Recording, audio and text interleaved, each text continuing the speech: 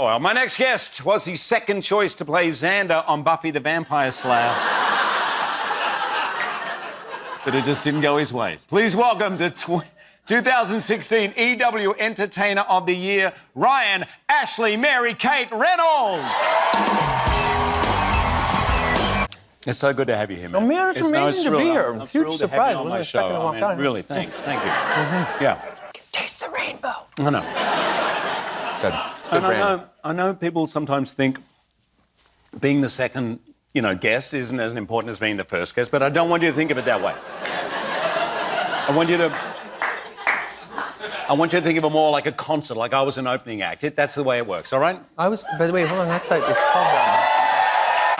called Deadpool and Wolverine. Sure, whatever. Yeah, actually. Deadpool. Actually, that's a really... I'm going to ask you a question because I've been around the world with you. I've been in maybe 400 interviews with you, but I've never heard you talk about this. I don't know if you're going to. We can...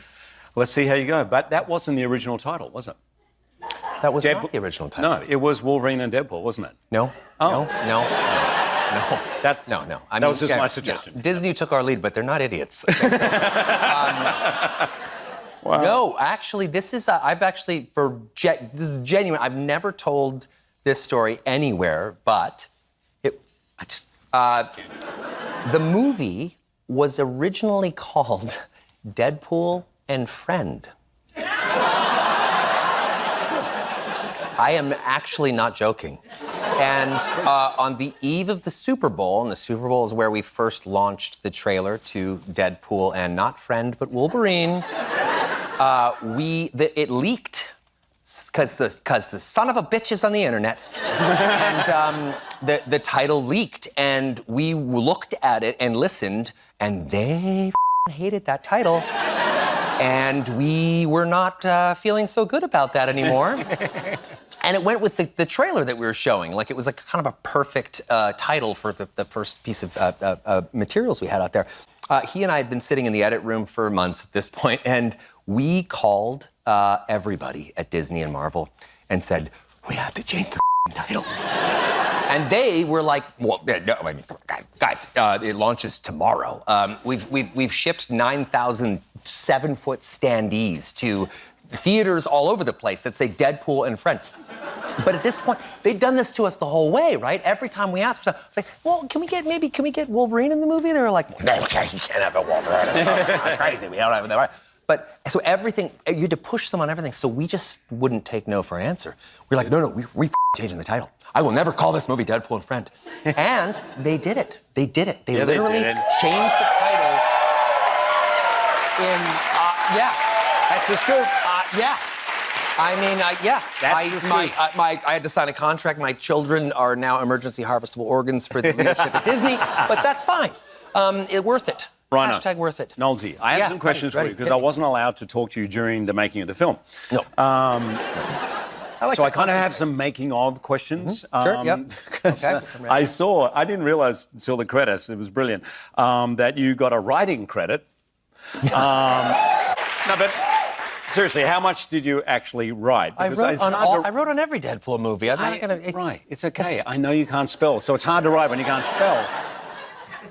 Well, I mean, pictures go a long way. Simple grunts. And, also just talking.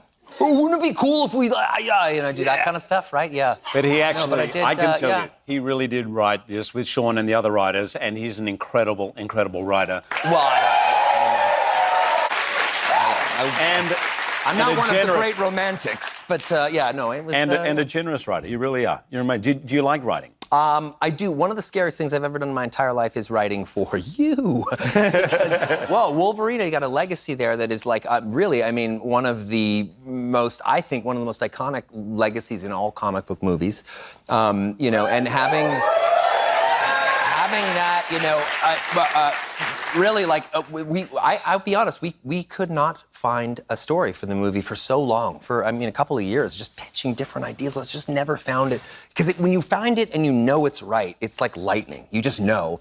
And it wasn't until you called me August 14th, 2022 at approximately 1 p.m. Saying you wanted to come back. On the side of the LIE. While he pulled over on the side of the road. And I will say right now that that was the best phone call I've ever had in my entire life.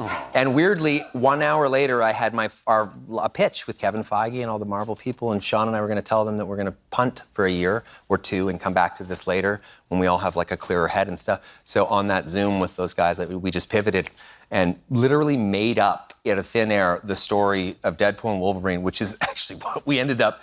Sometimes when you're just so full of and you go with it, you end up actually kind of hitting the bullseye. And I really believe it was Hugh saying yes that gave the whole thing a why, and that was why we didn't have it. You don't just have to do a sequel to everything just 'cause. And you saying you wanted to do this, it gave us the why and the how, and it was thank you, man. Really incredible. We have a behind-the-scenes clip. Will you? Can you set it up for us? Okay, so in the movie we have a character named Dogpool, and Dogpool is I think super special. But her real name is Peggy, but she plays Dogpool, aka Mary Poppins, in our movie. And she won the ugliest dog in the entire UK. It's an actual award given, I guess, by mean people. I don't know, boy, she earned it. But Peggy has a tongue that I don't know looks like an old shoe that kind of hangs down. And honestly, I'm not gonna. She's so sweet and so cute, but the tongue is revolting. Yeah. And so she needs to lick my. She needs to just explore the inside of my mouth in a scene. And this is that clip, and this is me barely holding it together. I hope you guys haven't eaten. Oh yeah. There's a bunch of us out here. We've got the offshoots. We've got Lumens, we've got variants. Sandra feeds most of it. Okay, this is my segment. I'm going to pivot to a little bit of earnestness. It's nothing on this card, but I'm just going to do it. We're at 11 minutes, and we're meant to be at 7. So I just want to say... We're not good at this job. I'm really bad at it. But I just want to say what a privilege it is to work with you, not only as an actor, but as a writer, as a producer, and to work with one of your best friends in a job you'll never forget. This is something I'll never forget. You're one of one, my friend. You